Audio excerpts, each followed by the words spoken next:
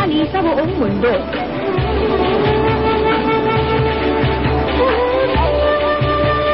Pinakamalaking hotel at theme park sa buong Southeast Asia.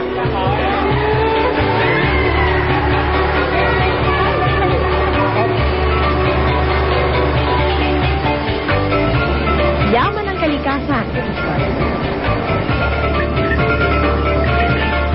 Nangunguna sa teknolohiya. Yan ang ilan lang sa pinagmamalaki ng Malaysia. At meron pa daw isa. Ang kanilang mushroom. Huwag niyong maliitin ang mga kabuting ito dahil dito sa Malaysia, napatunayan nilang ang mushroom ay nakakapagpagaling. So, very potent mushroom. It contains more than 300 star of active ingredients. So, in this Chinese herbal, in Chinese herbs, so it's ranking at the highest, even above ginseng actually. Dito sa bayan ng Kedah, binisita ko ang mushroom farm ng DXN International. Ito yung compost na gawa sa sawdust. Ibig sabihin, dito nila itinatanim yung mushroom. Ito yung pinakalupa ng mushroom nila.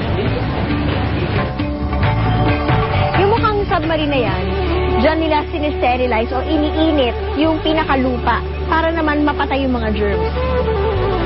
Excited na akong makita ang mga ipinagmamalaki nilang kabuti. Hindi daw ito yung nakakalaso na may 20 kayang nakatira doon. Ito daw yung 3 months old na mature na, ready for harvesting. Laki, no? Papa Smurf, nandiyan ka ba? Baka nasa loob. Mabibilib kayo dahil ang mushroom ginagawa nilang food supplement. At akalain mo, pati kape, toothpaste, sabon, at kung ano-ano pa, pinahaluan din nila ng mushroom. It's good for this activate the body and cleansing of the body. Then polycitrulline is good for rebalance back and regenerate back to the body function actually. At hindi lang sa Malaysia patok ang mushroom, maging dito sa Pilipinas. Marami na rin ang nakadiskubre ng magic ng mushroom o ang tinatawag nila King of Herbs. 3 taon na ang nakakaraan nang magsimulang lumabo ang paningin ni Mang Jesus.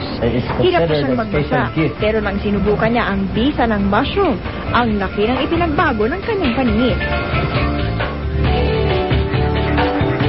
Hindi na po ako gumagamit ng reading glass. Pero nababasa ko na yung maski maliliit na letters sa na nararamdaman ko. Parang masigla lagi ang katawan ko. Marso naman ang nakaraang taon nang magkaroon ng mild stroke ang 80 taong gulang na si Mang Eli. Dati hindi nakakatayo yan. Binubuhat ng anak ko, kanya hindi na nga nakapasok ng trabaho ng anak ko eh. Nang madiskubre niya ang kakaibang galing ng lingji o mushroom. Aba, akalain niyo, ngayon nakakapaglakad na siya at nakakasain na ng maayos.